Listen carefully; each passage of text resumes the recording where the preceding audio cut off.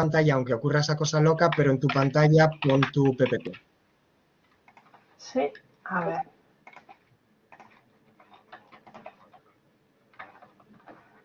Un segundo, que ya estaba. A ver. Compartir la pantalla sin censura, ¿no? Sí, mientras tengas tu PowerPoint abierto en el escritorio, lo veremos. Vale. ¿Lo Vale, ves? entonces ahora puedes minimizar, exactamente. Y ahora simplemente póntelo en presentar, en modo presentar, y ahora lo vemos perfectamente. ¿De acuerdo? Sí. Ah, vale, pues Vale. nada, perfecto, gracias. Venga. Bueno, pues, ¿ya puedo empezar? Sí, por supuesto, cuando quieras. Vale, perdón. Bueno, pues nada, antes que nada, dar las gracias al equipo organizador por darme permiso y chance de presentar este proyecto que me hace mucha ilusión aquí en un foro tan especial. Como ya dijeron el día de ayer varias personas en las conferencias que se dieron, la ciencia diversa es mejor ciencia. Y eso no lo dicen solamente estas personas que hablaron sobre eso, ni tampoco lo digo yo, sino que, bueno, pues esta afirmación está publicada en una de las revistas más prestigiosas a nivel internacional, como es la revista Nature, que asegura que la diversidad en todos sus sentidos es un factor clave para ser una mejor ciencia.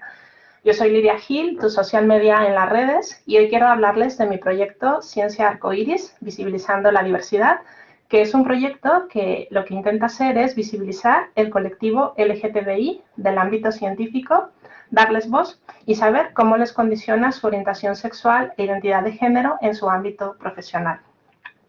Y es que así como un día surgió la pregunta ¿dónde están las mujeres en ciencia? En los últimos meses también se ha puesto sobre la mesa el planteamiento ¿dónde están las personas con sexualidades diversas? ¿Por qué no tenemos referentes en nuestro país?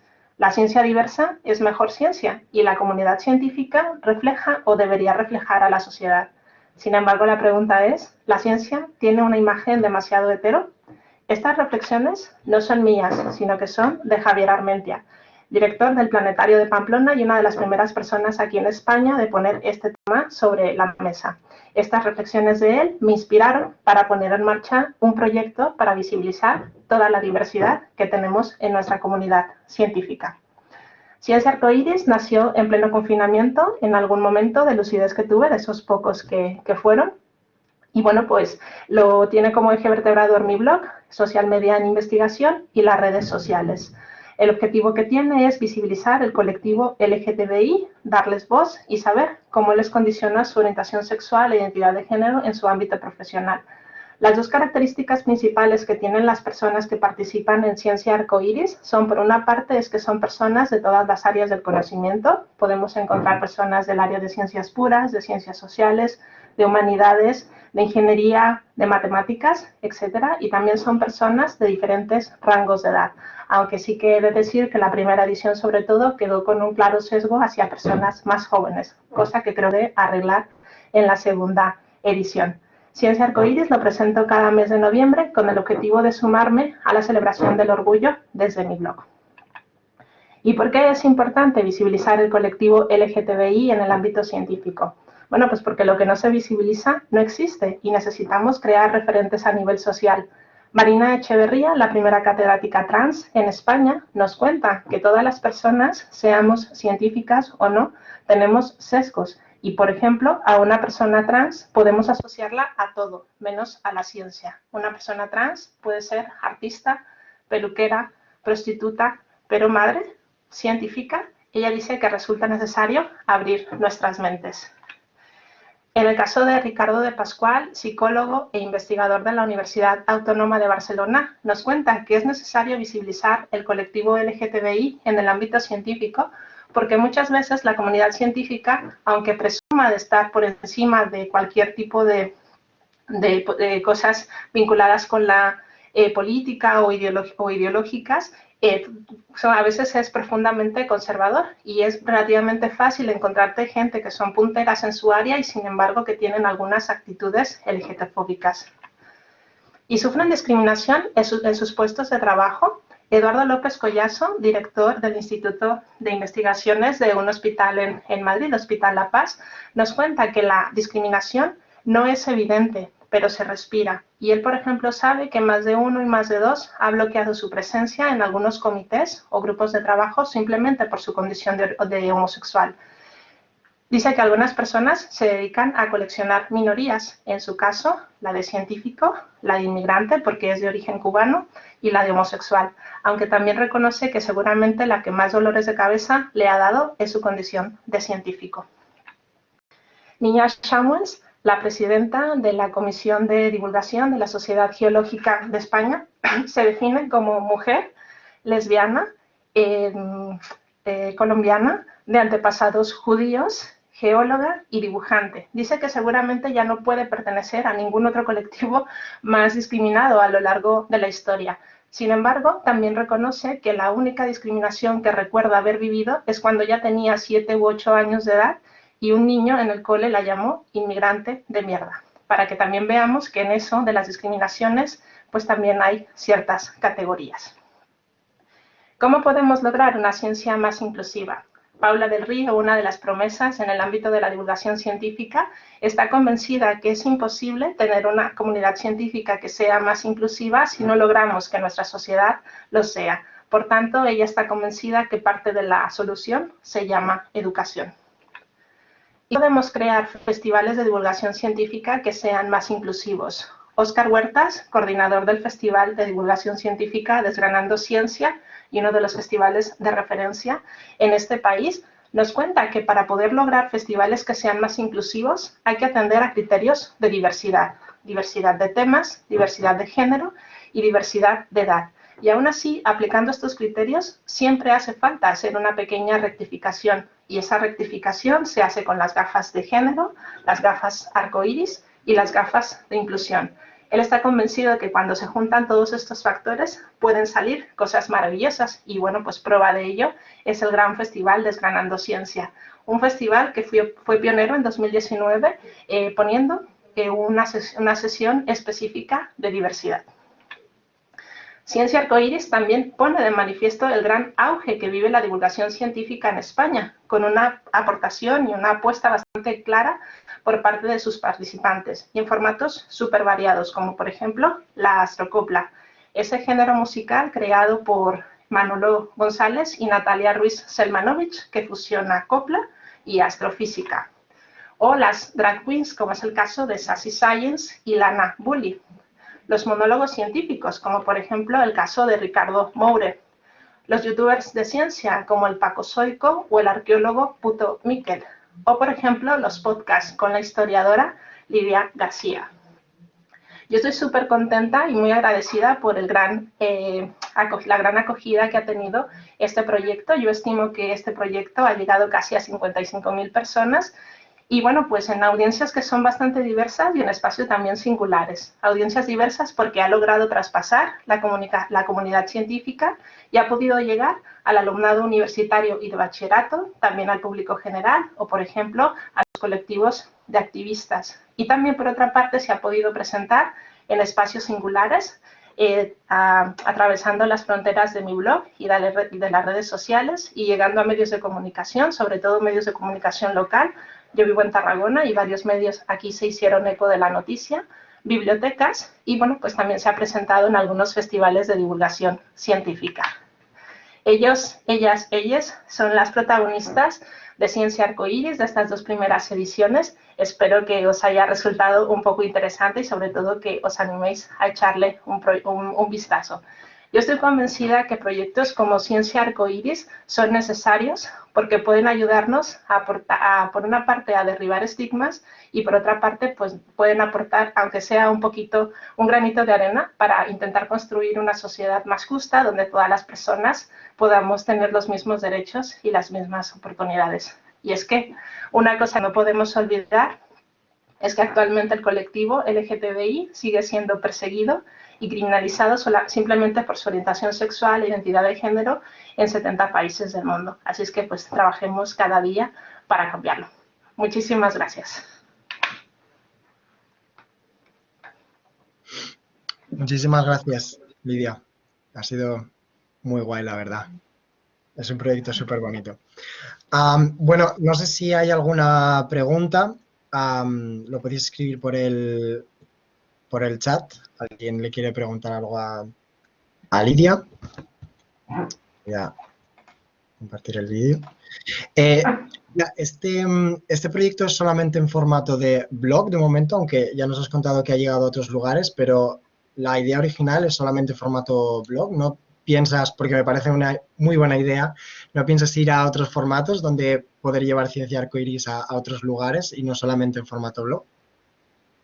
Bueno, la idea inicial era pues que saliera a través de un formato digital, ¿no? A través del blog y de momento no tengo como nada en mente, pero por ejemplo, una de las bibliotecas que lo proyectó, ellos es una biblioteca escolar que trabajan con un instituto, bueno, es una biblioteca que está en un instituto de Galicia y ellos lo que hicieron fue imprimir todas las postales y bueno, ponerlas en una sección de la biblioteca. Entonces sí que se podría, es como fácilmente, ¿no? Replicable para llevar a un formato físico. Sí, sí nos No tengo estaba dinero, o sea que si hay alguien aquí con dinero. También podemos pedir financiación, claro que sí. Pero sí, estaba pensando que quizá pues, para cada edición podríamos hacer incluso, ¿por qué no? Un podcast, ¿no? De entrevistases no quizá a todas las personas que aparecen, pero a algunas de las personas que pones como referentes, pues se podrían dar voz, ¿no? Y aparte no solamente estarían ahí en tu blog, sino que también tendrían un poquito de voz. Me parece muy interesante, Lidia. Muchas gracias. Muchas gracias. Bueno, si nadie tiene ninguna pregunta específica más por aquí, que yo creo que no, vamos a seguir con nuestra siguiente charla corta. En este caso va a ser Rafael Ventura, ¿de acuerdo? Rafael Ventura es profesor de la Universidad Tecnocampus UPF y en la Business School Management en Barcelona. Forma parte del grupo de investigación CRITIC en la UPF, donde actualmente participa en un proyecto de investigación sobre los usos de las aplicaciones de citas. Sus intereses, como vamos a ver, de investigación se centran en el papel de los medios de comunicación en la socialización sexual y de género, los efectos de los medios y la representación LGTBQ en los medios. Va a presentar una charla titulada Utopía y veneno, de la ruptura de la espiral del silencio a la futuridad queer. Así que, nada, Rafael, the floor is yours. Muchas gracias, Álvaro. A ver si logro presentar. A ver, está de aquí. ¿Se ve en pantalla? Perfecto, muchas gracias. Vale, a ver, un segundo.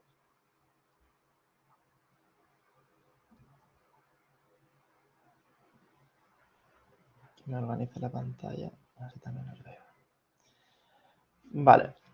Bueno, en primer lugar, es un placer estar aquí presentando esta investigación que se titula, como ya bien has dicho, Utopía y veneno, de la ruptura de la espiral del silencio a la futuridad queer. Es una investigación que hemos realizado junto con Víctor Blanco y Juan José Sánchez. Los tres estamos participando actualmente además en otro proyecto de investigación, un proyecto de investigación nacional que se llama LGBTIQ Pantallas, que busca precisamente analizar cuál es la representación de la ficción, o sea, la representación LGBTQ+ en la ficción española y además también analizar cuál es el papel que puede jugar esta representación en la reducción de prejuicios dentro de la sociedad española. Os he dejado aquí el Twitter del proyecto por si os interesa, porque allí en el Twitter vamos publicando resultados y diferentes contenidos que tienen que ver con el estado de la representación mediática de las personas LGBTI. Nuestra presentación de hoy se centra en la serie de televisión Veneno, y no solamente en la serie de televisión como producto mediático, sino también en su impacto cultural. Seguramente muchos de vosotros ya estaréis familiarizados con la serie y con su contenido, pero igualmente voy a contextualizar un poquito pues, si hay alguien que no. Veneno es una serie de televisión española que se estrenó el año pasado, en el año 2000, y que cuenta la historia de la vida de Cristina Ortiz, una mujer trans que ganó fama nacional en España en los años 90 a través de la televisión. A Cristina Ortiz, a esta mujer, la conocían como la Veneno, por eso el título de la serie es Veneno. Por otro lado, me interesa especialmente esta imagen que tenéis proyectada porque refleja de algún modo esta idea de pasado, presente, futuro, ¿no? De hecho, en esta imagen podemos ver las 3 diferentes actrices que representan las 3 diferentes etapas de vida de Cristina dentro de la serie. Vemos diferentes momentos vitales históricos temporales de Cristina, ¿no? Y esta idea de la temporalidad nos interesa porque es uno de los ejes que hemos utilizado para el enfoque teórico que utilizamos para que nos ha permitido explorar la relación entre veneno y la ruptura o las rupturas, como ya os explicaré, de la espiral de silencio dentro de las cuestiones trans en España. En concreto, este marco teórico se basa en ideas teóricas desarrolladas por José Esteban Muñoz, que tienen que ver con la temporalidad queer y con la idea de la futuridad antinormativa. Antes de todo, es importante mencionar que Veneno es un personaje, o sea, no es un personaje de ficción, es una persona que existió en la vida real. Fue una figura pública en la televisión en España y además se convirtió en un icono LGBT. Probablemente porque fue una de las primeras personas transgénero en aparecer en la televisión de España. Lo que hace la serie es narrar la vida de esta persona. Un elemento clave para entender el papel que jugó Veneno allá en los 90 para romper esta primera ruptura de la espiral del silencio es el rol que jugó el programa de televisión Mississippi, que era un programa en aquel momento el más visto en España y que precisamente Veneno ganó fama nacional cuando apareció en este programa. Y también hay que decir que pese a que hizo sus apariciones desde una posición quizá un poco de controversia porque se podría relacionar con el fetichismo de la mujer trans, la mofa, la cosificación. Pese a esto, una de las ideas que discutimos en nuestro trabajo es cómo esta visibilidad mediática que ganó Veneno en los 90 ayudó no solo a romper la espiral de silencio en aquel momento y la invisibilidad total que sufrían las personas trans en el espacio público, en la esfera pública, sino que además sirvió como modelo de inspiración para generaciones futuras, que también lo iremos viendo. En este sentido, la teoría de la espiral del silencio propuesta por Elizabeth Noel Newman, que es este libro que tenemos aquí en la imagen de la derecha, nos habla de cómo se forma la opinión pública, de cómo se forma a través de discursos de lo que es aceptable y lo que no.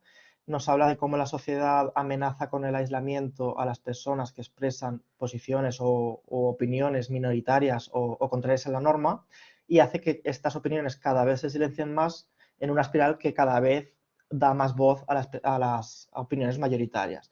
Entonces, en este contexto, en una sociedad cis heteronormativa en la que las personas trans están condenadas al silencio e invisibilidad, hace que cada vez lo estén más, ¿no? De acuerdo con esta espiral del silencio.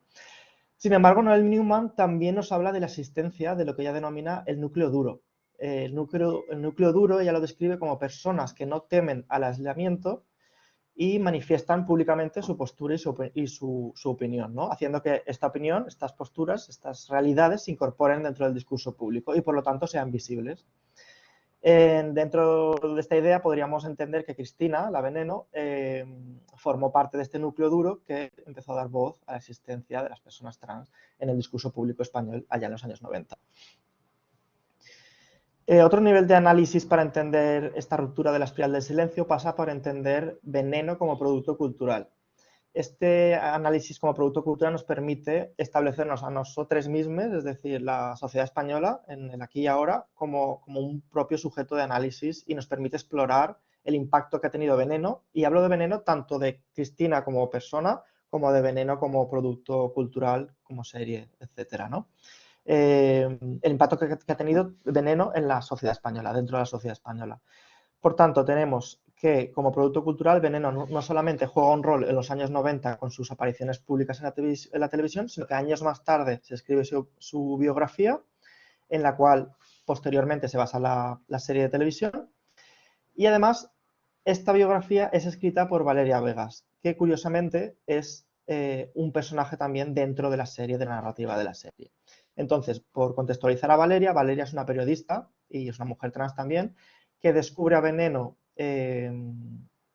cuando era niña, ¿no? Posteriormente la conoce durante su etapa universitaria, es decir, antes de su transición, para una entrevista y establecen una relación cercana, ¿no? Desde entonces, Veneno la ayuda de algún modo en su proceso de salida del armario como mujer trans, en su transición, etc. Vemos una vez más como un ejemplo, como apuntaba antes, de cómo sirvió Veneno como modelo de inspiración para generaciones futuras. Lo interesante de aquí, como decía, es que la serie también presenta a Valeria como personaje. Y la serie está narrada de una manera que establece un paralelismo entre la vida de Veneno, es decir, una mujer trans en los 90, y la vida de Valeria, una mujer trans en los 2000, es decir, mujeres trans en dos momentos temporales diferentes. De este modo, vemos cómo se empiezan a entretejer diferentes temporalidades que no solo funcionan de un modo lineal, es decir, de un modo lineal contando la vida de Veneno desde su infancia hasta su madurez, sino que también juega en esta espiral de temporalidades con las temporalidades de Valeria y, en cierto modo, también con las temporalidades de nosotros como audiencia, nosotros como sociedad española. Entonces, aquí nosotros detectamos estas tres líneas temporales, pasado, presente, futuro, y las ponemos en discusión con estos tres niveles de análisis, el de Veneno, el de Valeria y también el de la propia serie de televisión, es decir, como producto cultural que está abriendo una nueva línea temporal que conecta con nosotros como sociedad española, ¿no? Entonces, estas tres líneas de tiempo se fusionan de algún modo en una especie de espiral temporal y también una espiral que juega con estos tres niveles de análisis, que voy a explicar ahora cada uno de los tres niveles.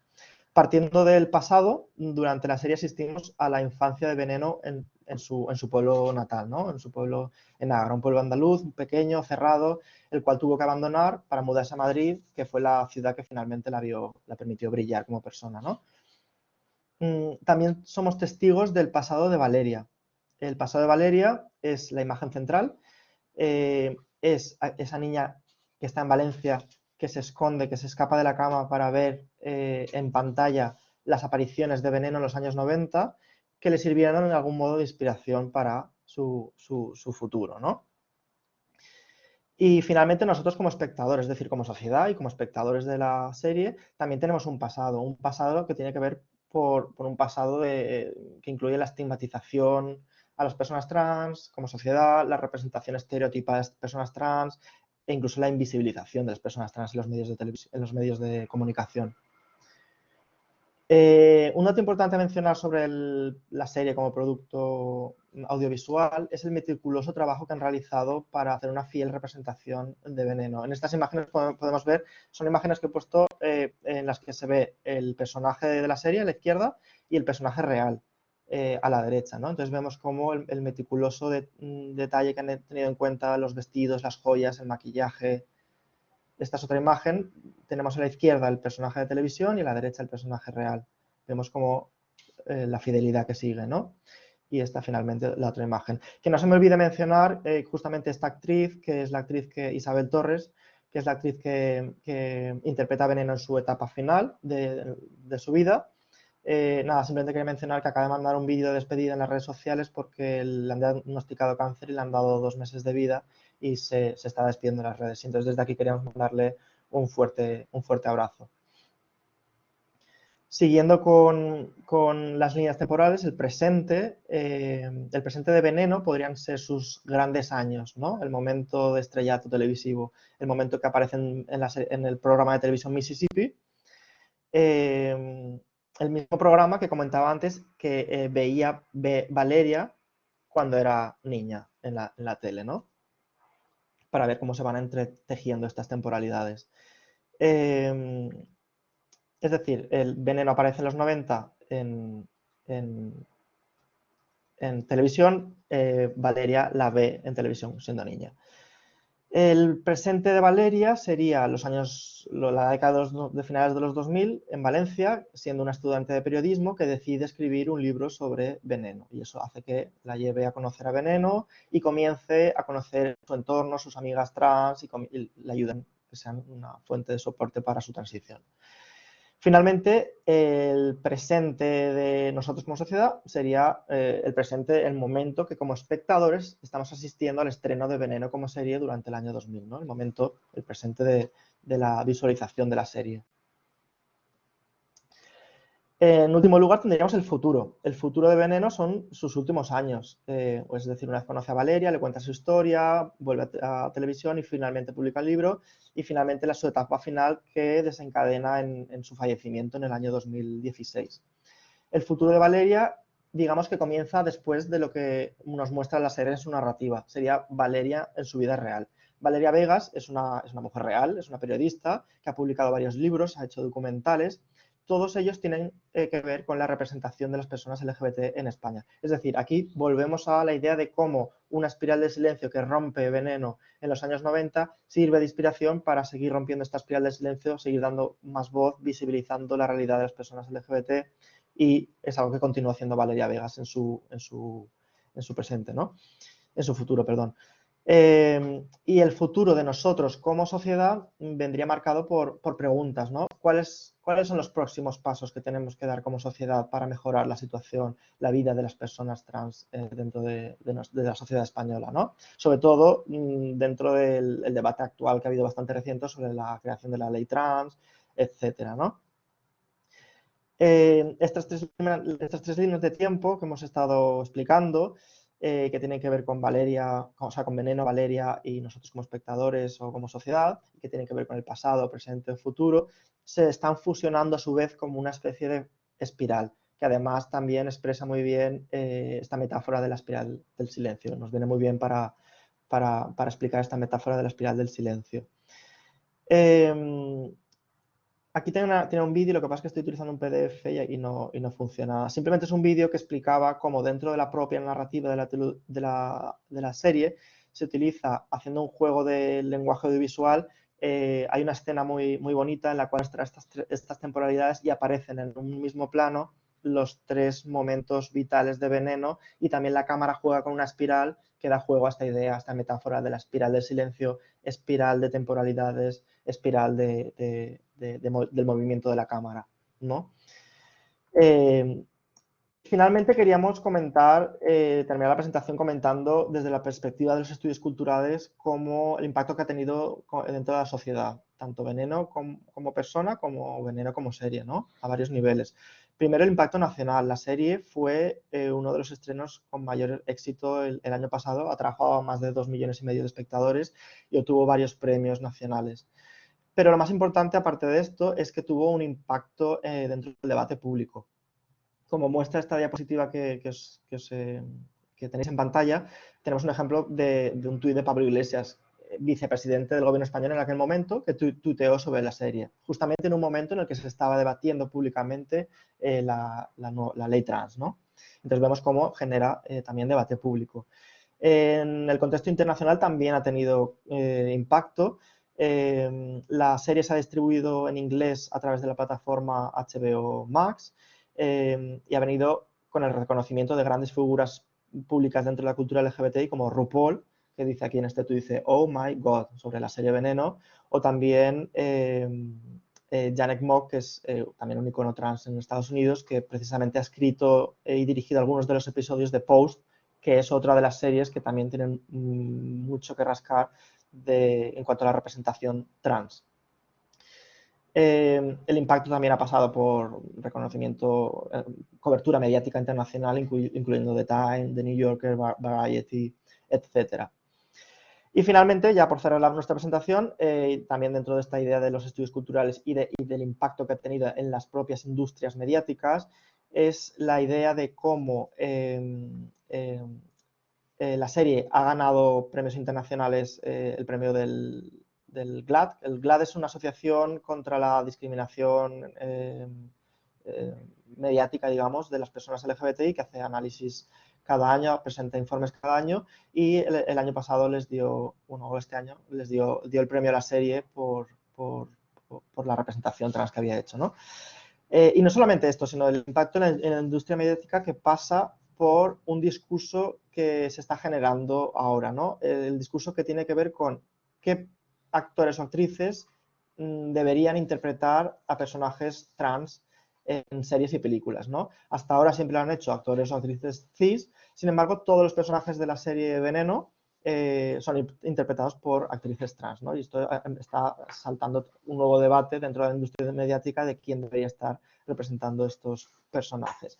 No solamente esto, sino que además dentro de la serie Veneno, detrás de las cámaras, el equipo de producción, los puestos creativos, técnicos, también se han asegurado de que hubiera personas trans trabajando detrás de las cámaras, ¿no? Entonces vemos cómo también están ayudando, contribuyendo a romper uno de los problemas a los que se enfrentan las personas trans en España, que es el desempleo. Y simplemente acabamos con esto la presentación. Muchas gracias por vuestra atención y si tenéis alguna pregunta estaremos encantados de responder y de debatirla. Muchísimas gracias, Rafael. Súper interesante reflexión con veneno de fondo. ¿Tiene alguien alguna pregunta de los asistentes?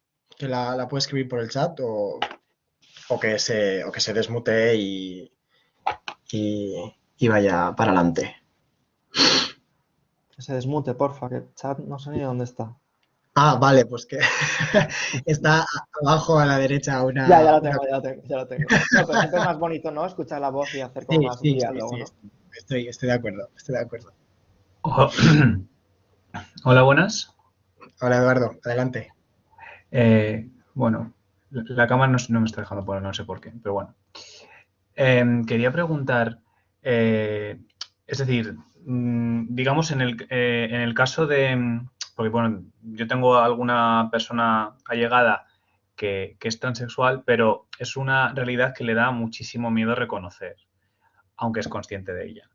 Entonces, por ejemplo, hablando de la serie de La Veneno, es como, por un lado quiero que la vea, por todo lo que acabas de comentar en la presentación, pero al mismo tiempo puede que sea un golpe muy grande, ya que impone una realidad muy dura, como es la vida de Cristina.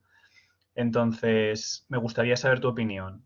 ¿Tú crees que aunque sea dura, es algo que pesa más lo bueno, será mejor lo bueno que le pueda aportar que el hecho de enfrentarse a esa realidad, o tal vez deba esperar un poco más a que esté preparada? ¿Me escuchas, Eduardo? Sí. Gracias por la pregunta, que me parece muy interesante. Y creo que justamente la serie plantea aporta algo en esta discusión. Y es que, por un lado, sí es cierto que muestra la cruda realidad de las vivencias, la experiencia de una persona trans en los años 90, que es una vida bastante, difícil, pero a su vez, como decía, juega con el paralelismo de la vida de otra mujer trans, de Valeria, en los años 2000 y futuro, que es una realidad diferente. Entonces hace una contraposición de cómo se viven estas experiencias, cómo se vivían en los años 90, cómo se viven en los 2000 y apunta a una futuridad mejor, ¿no? En el sentido de cómo vivir esta experiencia. Entonces creo que es interesante porque no niega, no olvida, no oculta la realidad, la triste realidad de cómo se vivían estas experiencias y bueno, cómo se siguen viviendo también, pero también muestra esperanza, ¿no? De cómo se pueden vivir a partir de ahora gracias a este cambio que es necesario que se produzca. Entonces yo creo que es interesante por esto, porque también no solo te muestra la parte negativa, sino también te muestra que existen otras posibilidades de experiencias trans, sobre todo a través del personaje de Valeria, cuyas experiencias, tanto como sus relaciones familiares, de aceptación, sus relaciones de pareja, su futuro, su vida laboral, digamos, juegan a otros niveles muy diferentes a los que jugaron en la vida de Veneno. Entonces creo que puede ser interesante. No sé si responde a tu pregunta. Sí, muchas gracias. Es decir, hasta ahora se le había recomendado, digamos, se le había recomendado en plan de, sé que la vas a ver en algún momento de tu vida, aunque puede que este no sea el momento, pero tal vez con esto que tú me has dicho, en plan de, se la puedo volver a recomendar en plan de, vela y fíjate en la imagen de Valeria. Entonces, como recalcando un poco esto que tú me acabas de decir. Así que sí, muchas gracias. A ti por la pregunta. Aprovecho porque están por aquí también Víctor y Juanjo, que también son autores de la investigación, por si tienen algo que aportar o algo que añadir. Les paso el micro también. ¿O si hay más preguntas? Vale, pues si hay más preguntas, si no, si tus compañeros quieren decir algo, feel free. Y si no, pues continuamos para que no nos pille mucho el tiempo. Ha sido súper interesante, Rafael. Muchísimas gracias. Vale, pues bueno, Continuamos con la siguiente charla corta. En este caso le toca el turno a Miguel Ángel López Sáez. Miguel es doctor en Psicología por la Universidad Autónoma de Madrid y actualmente es investigador y profesor en el Departamento de Psicología de la Universidad Rey Juan Carlos. Y nos trae una charla corta que se titula La importancia de una psicología aliada con la disidencia sexual y de género. Así que si estás preparado, Miguel. ¿Me escucháis? Y Te veis la escuchamos pantalla compartida, ¿verdad? perfectamente. Vale, gracias. Muchísimas gracias. Bueno, Adelante. gracias a vosotros. Bueno, recopilando un poco antes lo que decía Lidia, me ha resonado un poco, ¿no?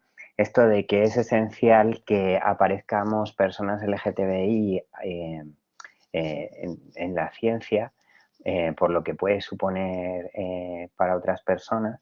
Y también creo que es esencial, no solamente que aparezcamos personas LGTBI en la ciencia, haciendo ciencia, sino que hagamos otro tipo de ciencia.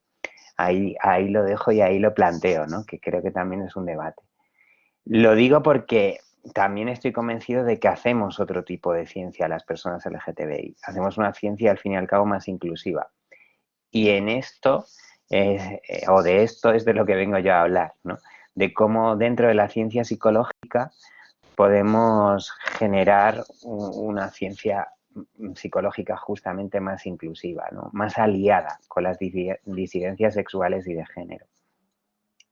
Y este es el trabajo que presentamos hoy aquí, que presento yo y que no sería posible sin la inestimable ayuda y aportaciones de Dau García Dauder y también de Óscar Lecuona, que no me acompañan en esta presentación, pero que han colaborado inestimablemente en que estudios como el que presentamos hoy aquí y otros que hemos hecho previamente salgan adelante, ¿no? También agradecer, antes de comenzar, mi gratitud a las y las personas que han organizado este congreso y que me permiten hoy aquí exponer este trabajo. Bueno, lo primero de todo, este estudio pone el foco en las actitudes aliadas. Tenemos que definir un poco qué es esto de las actitudes aliadas dentro, en general, y también dentro de la psicología. Así que voy a poneros un poco en contexto. El apoyo de amistades y de familiares normalmente ayuda a reducir factores estresantes y además es sustancial en los casos de depresión y de acoso. Y esto lo demuestran diferentes estudios y la literatura científica al respecto. Las redes de apoyo, por lo tanto, pueden funcionar como amortiguadores de la violencia desde posiciones defensoras o desde posiciones aliadas. Las primeras, las defensoras, implican un apoyo como miembro de lo LGTBQIA+. Y las posiciones aliadas, que son las segundas, implican más un apoyo como sujeto cis heterosexual que reconoce su lugar de privilegio y lo dispone en cierta medida o en la medida de lo posible para acabar con las situaciones de violencia sistémica. Desde ambas posiciones se reconoce la idiosincrasia de las personas cis heterodisidentes, de las que somos cis heterodisidentes, y ese reconocimiento además sirve para comprender las situaciones que pueden atravesar las personas por el hecho de ser cis heterodisidentes. Cuando se da un apoyo sin considerar tal idiosincrasia, se evade un aspecto central y por ende también se participa de la perpetuación de ciertas violencias y ciertas opresiones.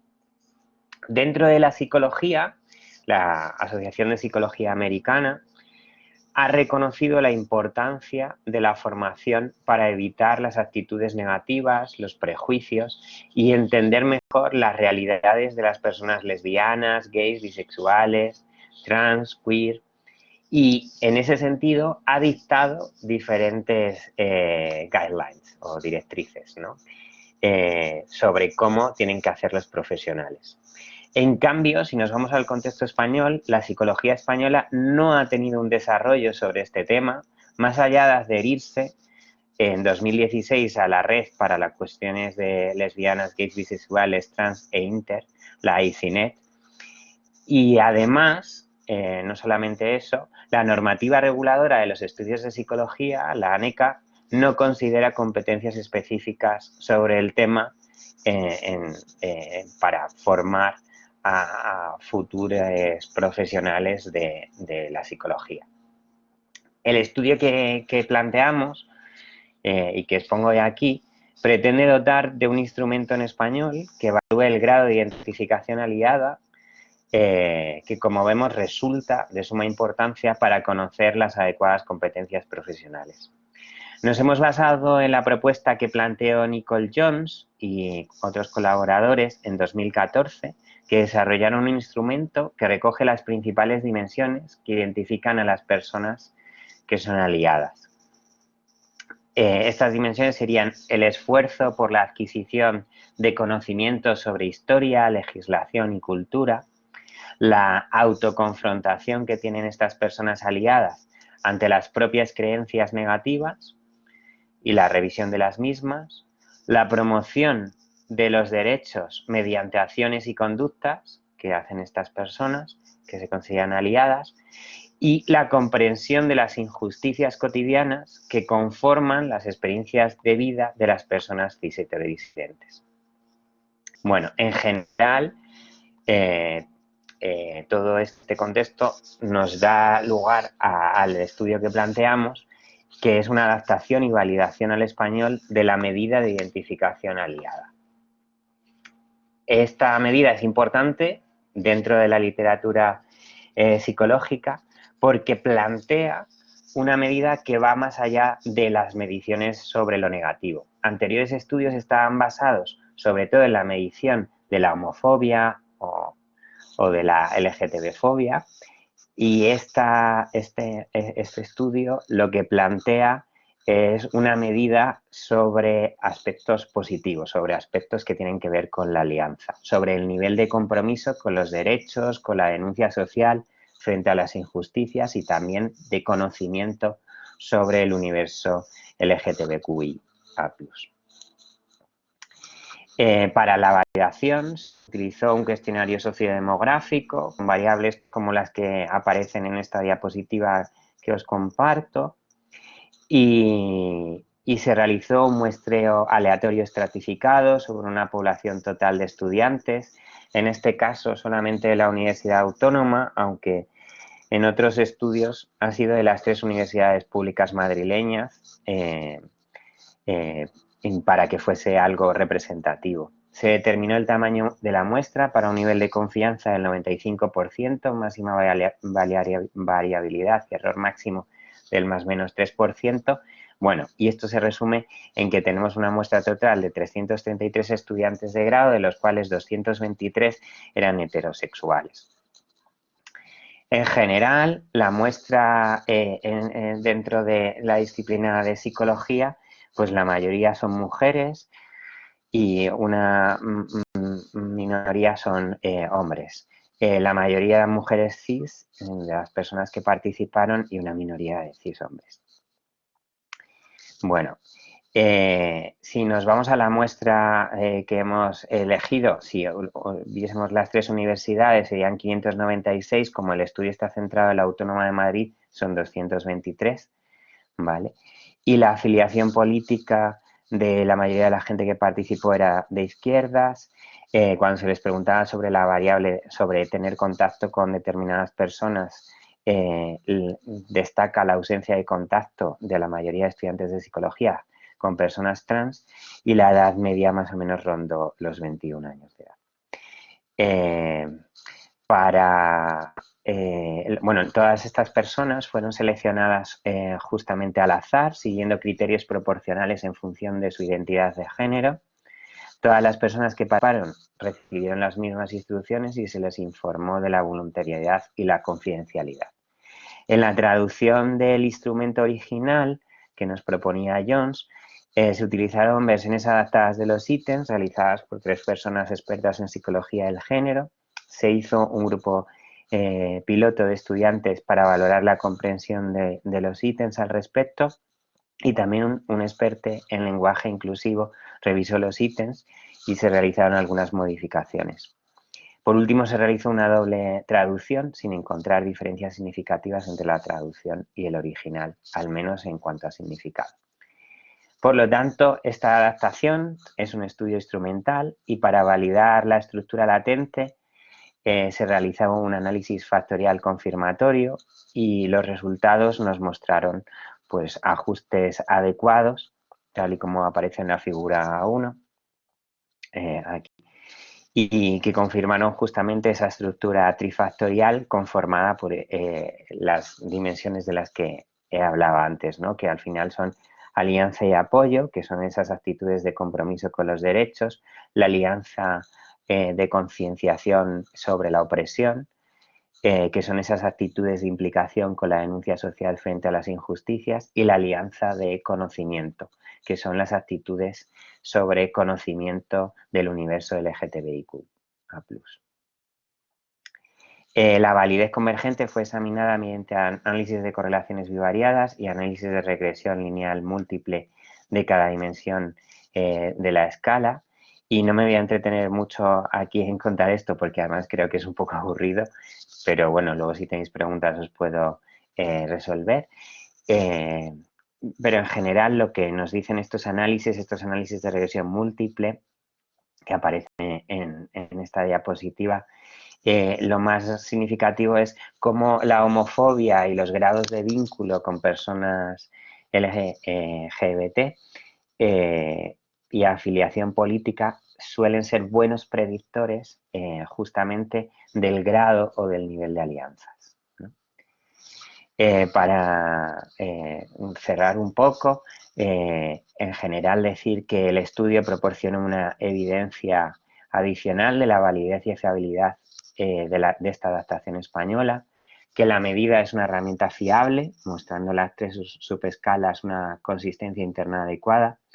Y en cuanto a la validez de constructo, el análisis confirmatorio presentó índices de ajuste adecuados y confirmó esa estructura trifactorial. Los análisis de correlaciones y regresión permiten afirmar que las homofobias, bifobias se relacionaron con la dimensión de conocimiento, por lo que parece que muchas veces saber la teoría no tiene por qué eximir de prejuicios. Podemos conocer bien determinada teoría o determinada parte de lo LGTBIQA+, pero seguir manteniendo nuestros prejuicios por no haberlos revisado.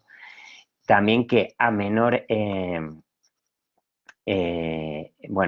evasión ante determinadas situaciones se da, por así decirlo,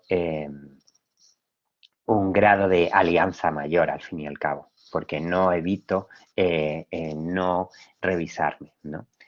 Las correlaciones del sexismo o de otros apartados que tienen que ver justamente con las raíces comunes que tiene la LGTB-fobia, nos muestran que correlacionan negativamente con las actitudes aliadas.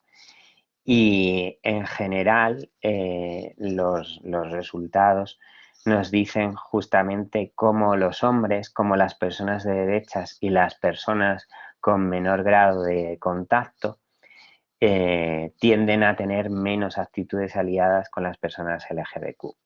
En definitiva, instrumentos o una narrativa por lo menos como la actual es necesaria en términos de responsabilidad, porque el papel aliado va a suponer un factor de protección clave y de gran influencia para la salud de toda la sociedad y en particular, claro, de las personas LGBTQIA+. Estas son las referencias que hemos utilizado y si tenéis alguna pregunta, espero no haberos aburrido mucho con los datos psicométricos, pues quedo a vuestra disposición. Muchas gracias, Miguel Ángel. Súper interesante. En el chat, Carla Gadea comentaba al inicio de tu presentación, estamos en ello con la psicología afirmativa LGTBIQA+ en el COP. A ver si lo conseguimos. No sé si Carla Gaia quiere hacer alguna puntualización más o no, pero eso es lo que comentaba al principio. Si alguien tiene alguna pregunta específica para Miguel Ángel, que hable ahora, calle para siempre. Por lo menos hasta la siguiente charla. Pues sí, de todas formas, Ana, agradecer a Carla que estén en ello. Lo único que hay que ponerse mucho las pilas, ¿no? O sea, que gracias, Carla, desde aquí mi apoyo, me ofrezco a colaborar con vosotros, pero creo que también hay que dar un tirón de orejas al pasado histórico que tiene el COP en general, tanto el COP de Madrid como el COP a nivel general. Y creo que es importante una revisión sobre esto, ¿no? Comenta, no sé si lo puedes ver, que dice, en cuanto a Sí, la que en cuanto a la regulación... regulación y la formación. Sí, sí, sí. De acuerdo. Yo lo que me preguntaba era, en esta idea de construir, ¿no? de formar aliados, yo he notado una gran diferencia, por ejemplo, en esta intención en España y ahora que trabajo en el Reino Unido. No sé cómo está la situación, ¿no? de formar, de crear aliados en lugares de trabajo, en lugares de estudio, en España, conforme a otros países, porque por ejemplo aquí en Inglaterra he notado muchísima más intención, ¿no? de que la psicología no vaya solo hacia el colectivo, sino que vaya hacia las personas que están alrededor del colectivo y que también tienen que apoyarlo. Claro, bueno, no sé, o sea, no te quiero dar una opinión así como muy amplia en general. Creo que en psicología, y también hablo desde mi parecer, creo que en psicología faltan muchos deberes por hacer en ese sentido. Entre otras cosas porque no se plantea la alianza o la formación en el universo LGTBIQ dentro de los estudios de psicología, se plantea como opciones tras la carrera que pueden coger las personas o no tomarlas.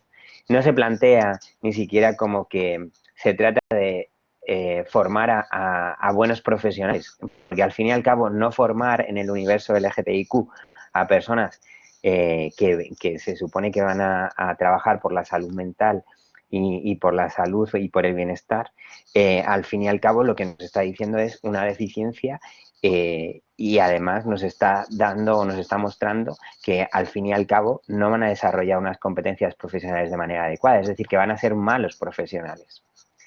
Y a día de hoy esto no está encima de la mesa, ni en los debates, ni en las comisiones.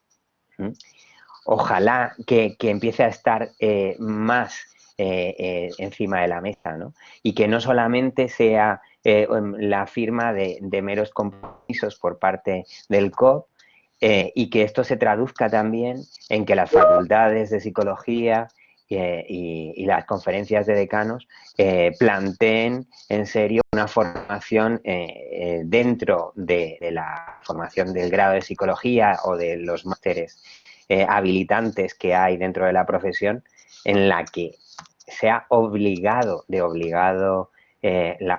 la formación en estos ámbitos, porque al fin y al cabo es la única manera de generar alianzas y además de generar buenos profesionales, no solo con las personas LGTBIQ, sino toda la sociedad, porque entenderán de manera mejor los tránsitos que atravesamos las diferentes personas y además no desde una manera juiciosa o prejuiciosa, sino que les permitirá también ser más flexibles en ese sentido. Entonces, ya no hablamos de trabajo con personas o dirigido hacia personas LGTBIQ, como plantea la psicoterapia afirmativa, sino del trabajo con todas las personas. Generar aliadas también significa trabajar por el bienestar de todas las personas en cuanto a la flexibilidad de las transiciones en torno a la sexualidad, en torno al género.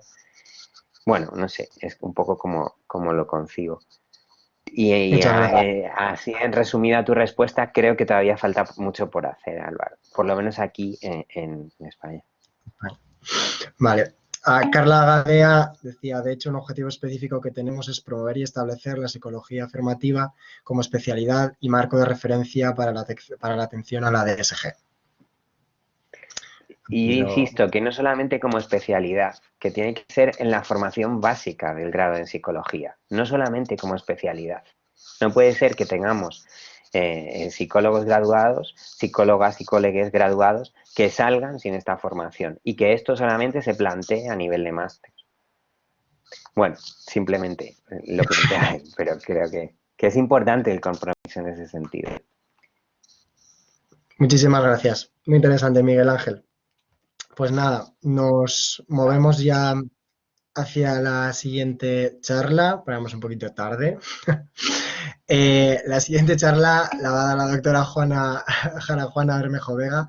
Es investigadora en computación cuántica en la Universidad de Granada. Ha trabajado en muchos diversos centros como la Technical University of Munich, Free University of Berlin o el Instituto Max Planck.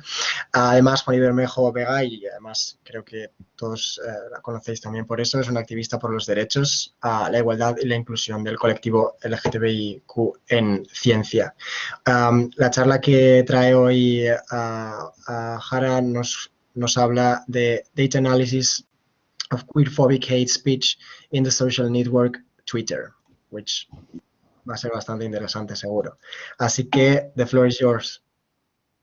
Hi, thank you very much for this introduction. I'm very happy to be back here in the Prisma conference. I'm going to speak in English, and if you don't understand or you cannot follow me, please ask me questions at the end of the talk or during the break. As said, I'm going to be speaking about an analysis of queerphobic hate speech in the social network Twitter. Trigger warning, the talk is going to have a lot of content about harassment and potentially triggering content, queerphobia. So today is a very special day. We are very close to the Pride in STEM event. And at the same time, over the last years, we have experienced a rise of queerphobic anti-LGBTQIA+ rhetoric, as well as attacks on fundamental human rights at a worldwide level. So this feels a bit sour. As examples of this, in Hungary, recently some laws have banned gender reassignment, as well as the promotion of queer content to minors. And in Poland, several cities and zones have been declared LGBT-free. And in several countries, including the UK, US, and Spain, we have observed an increase in anti-trans rhetoric. This doesn't seem like to be random, accidental event. All of these events seem in a way organized. There are some studies, like this report conducted by the European Parliamentary Forum for Sexual and Reproductive Rights, that shows that in the period between 2009 and 2018, 707.2 million of dollars were poured into Europe to fund anti-gender, anti-abortion, and anti-LGBT rights funding.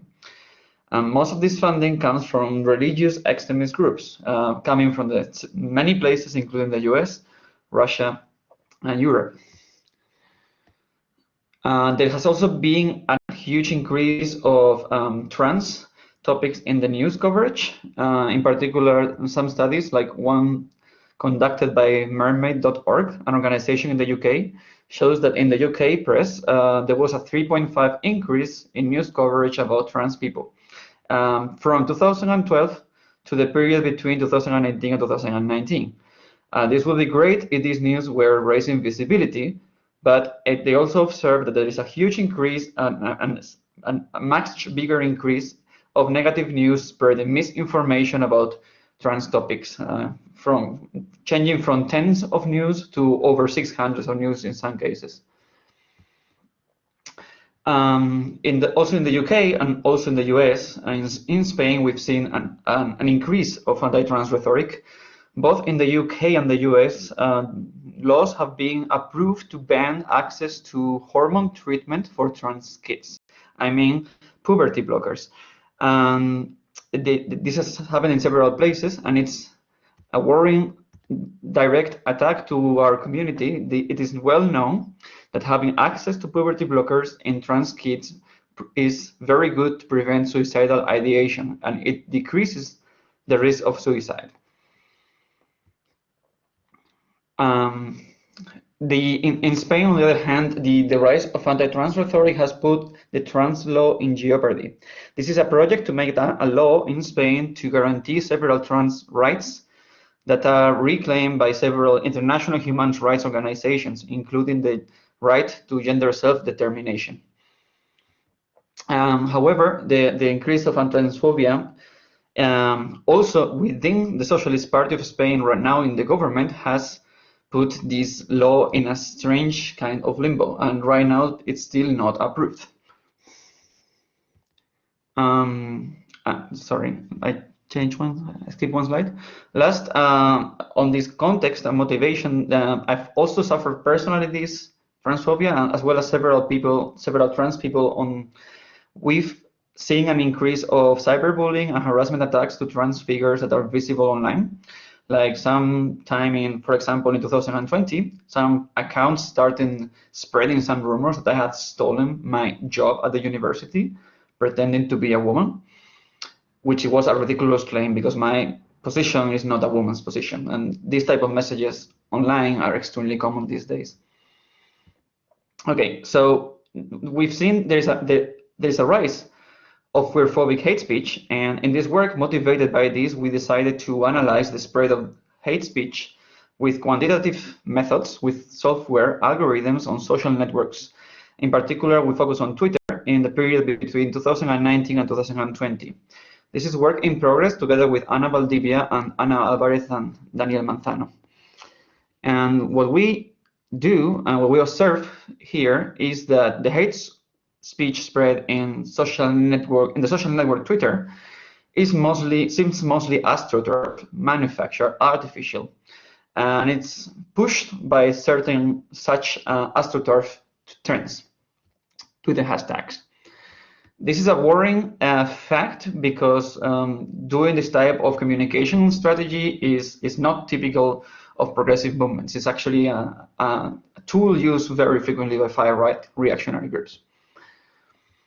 So going into detail, and in the last years, we've seen an increase of transphobic hate speech on Twitter. And like over the last year, we've seen hashtags like queer is misogyny, the trans law is patriarchal, no to trans laws, sex is not gender, respect the minors, or she is the minister, talking about Irene Montero, one of the trans law proposers.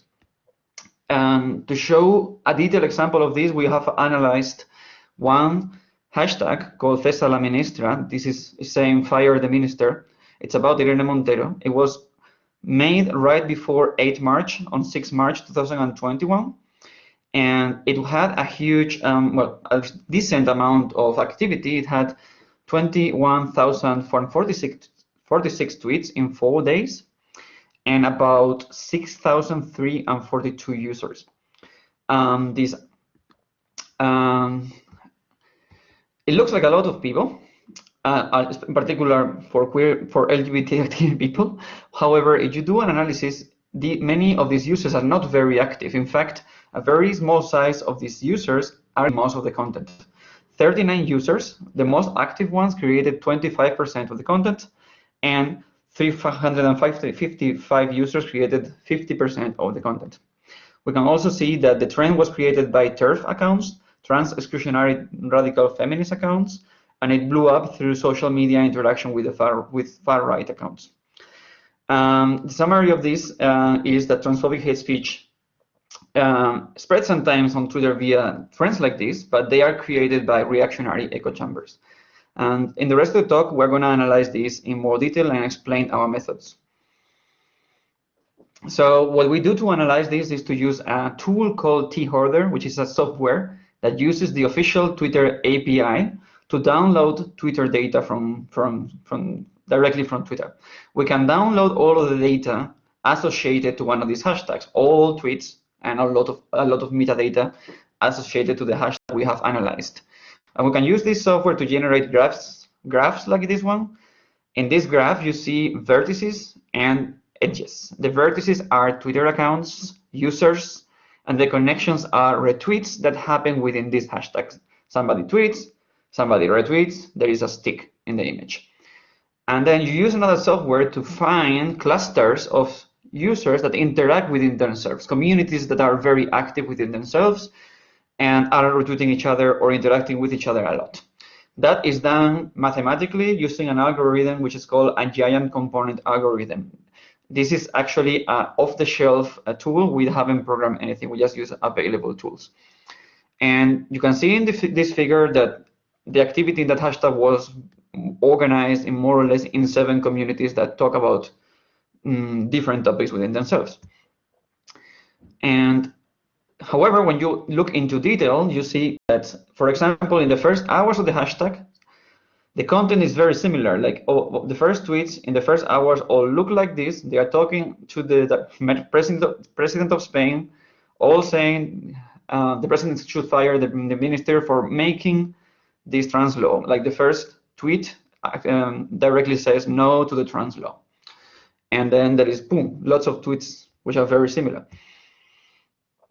The hashtag grows fast. Like in the first day, there are like 10,000 of tweets, and the next day there are like 9,000, and then it goes down a little, 1,000, and then it dies. And we can stop the analysis at the 4th day, then the activity drops drastically. To analyze what is happening within this graph, we also use another algorithm. And here we observe the connections between the users, like who is following each other and who is being followed by each other. And we have these relationships as well. Together with a qualitative analysis, this is very useful to quickly classify the largest groups. And here the analysis was very easy because we observed immediately that there were only 3 very active, well, actually there were mostly 2 active groups. One green group, it contains mostly TERF feminist accounts, anti-trans feminist accounts, and then there is this purple blob, and this contains a variety of accounts that look far right aligned, like some Vox accounts, some newspapers that are linked to the far right, like OK Diario, and this type of accounts. And you see these blobs together because these blobs of users are very connected with each other. And you see that here this hashtag has increased because of a lot because of the intervention or the interaction with these groups from the far right. And you can also see the data. You can also analyze the hashtags within the hashtag, like what is people talking about within this topic.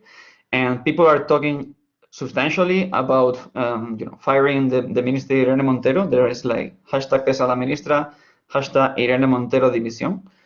Then there are some feminist hashtags, or so seemingly feminist hashtags, like we deserve a feminist minister.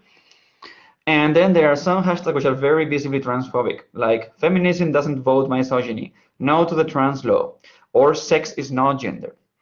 Then there are also some hashtags which are Vox, the far right political party associated hashtag, like Team Vox or Chicas Vox, Vox Girls 52. And that's more or less a summary of what is there. And this is how the growth looks by community. The more important things in the graph are this green area. This is the activity of this green, this TERF cloud that created the hashtag. They create all of the content at the beginning of the hashtag and most of the content during the beginning of the activity of the hashtag. And within that community, they created almost half of the content. And then there was also this red group, which has some mixture between TERF and other reactionary accounts.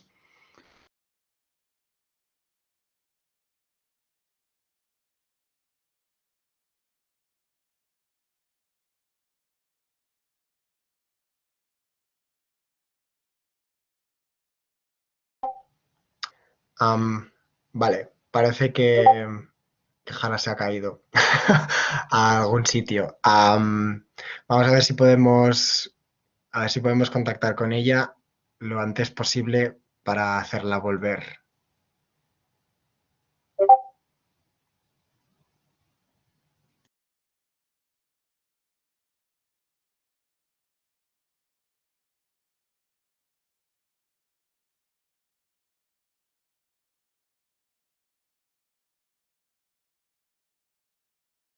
no limpia, te llaman salir del trabajo. Ahora has vuelto, estás por aquí. No sé si me oyes. Sí, Oli, oli. estoy aquí. No, ahora pues ya está. Sorry, people. Where was it cut, more or less? I was mostly saying that the majority of the content in this graph was created by reactionary groups. The green group is the majority of the accounts there are TERF accounts. The huge majority of them, they're almost all of them. And there's a lot of activity from a right group that contains a mixture of TERF and far right accounts. And also we analyze the percentage of the content, the top 25% of the users were 39 accounts created, as said before, at 25% of the content, and like 84, the majority of this content was created by a TERF group, and also a tiny bit by another blue group, which was TERF and far right. And it's similar for these other 355 accounts that produce 50% of the content. Okay, so I finished this analysis. My point here was to say that these hashtags and this noise that is being generated about the trans law, trans rights, and all of these anti-trans hashtags on Twitter, they're really amplified by reactionary groups. So what can we do about this now that we know this fact? So when you first hear about this thing, you might get a bit depressed, you might want to leave social media, but that might not be the most productive thing to do. You can put some effort, we can put some effort online, safe online cyberspaces, like mute and block reactionaries, do not interact with them, that mostly help these people spread their hashtags. People who are researchers, we can research the rise of queerphobic hate from all approaches. This thing is happening everywhere in the world. There is a lot of work to be done. Investigating the funding of anti-queer groups, their connections, and their communication strategies. And educators, communicators who might be here, we can combat disinformation campaigns with science, history, and data. We can all join networks. This conference is being organized by Prisma, which is a great LGBT network in Spain for researchers. I am a member of QTurn, which is a network that promotes diversity and inclusion in the quantum sciences. And in Granada, we also have Mosaico, which is a trans association. And I'm going to finish here. Wrapping up the talk, we queer people are living moments of extreme precariousness. As usually on this time of the year, we face structural barriers, but also in the last years, our rights have become a political target. There are anti-LGBTQIA forces attacking us, attacking queer rights, and they are making heavy use of media and social media to this end. In this study, we are focused in Spain, and we have focused on investigating the social network Twitter, and we see that there is a rise of astroturfed attacks against trans rights in this social network. And we do this with quantitative algorithmic methods. Looking for PhD applicants, I am in University of Granada, and this is my email. Thank you very much for listening, and enjoy Pride in STEM and the rest of the conference. Muchísimas gracias, Jara, ha sido súper interesante. Es una pena que no sepa nada de esto porque, vamos, echaba ya la aplicación para hacer otro doctorado allí. Así que, vale, hay una pregunta por aquí por el chat de Alicia Tamarit. La puedo leer si Alicia no quiere encender su micro y preguntar ella misma. Pregunta. Dice que no tiene micro. Give me one second. Yes. But you can read the question. Okay. So she's asking, what necessary research? Thank you so much for sharing it. Do you think Twitter could use any of these technologies to detect and ban transphobic discourses and not rely so much on individual reports? They might already have it and decide not to use it. I am new on Twitter, so I'm not really sure about this. Hi, thank you for the question and thank you for your comment. I think all social media, well, my firm belief is that all social media companies know a lot about these online tools because they are basic, and that all of the software I use is basic, and all of the companies, Facebook, Twitter, TikTok, YouTube, have access to this type of technology and much more funding than me.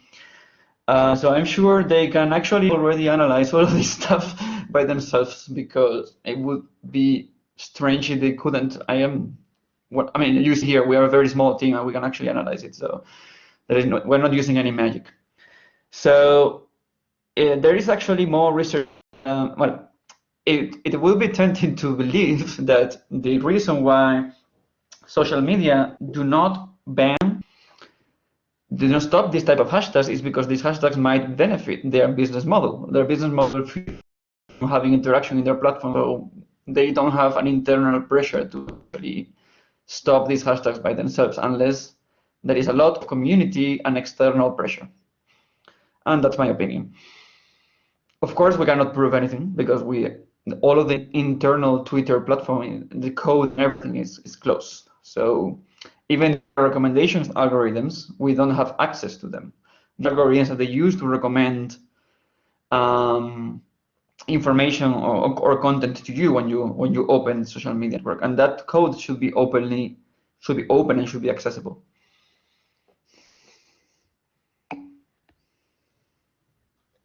Okay, thank you. So there's another question that I'm just going to read. So Konstantinos asks, I would like to ask how the classification of the level TERF has been made. Was it through self-identification, data that appears in the presentation of the accounts, or according to the contents to the content of the posts? We use all of the content available here. Well, the term TERF is older than the talk, of course. But people label as TERF in the first blob self-identify as feminists on Twitter and write content under transphobic hashtags continuously. And the content has messages like attacks on hormone treatments of they're typically, some of these accounts are visibly and openly against hormone treatments for trans people. Some of them are against having access to the bathrooms. Some of them insult queerphobic insults, and so I only label the accounts as TERF if they self-declare as feminists and they are spreading obviously visibly transphobic content. Like they are basically self-declaring themselves as anti-trans feminists. So we don't have much work to do there.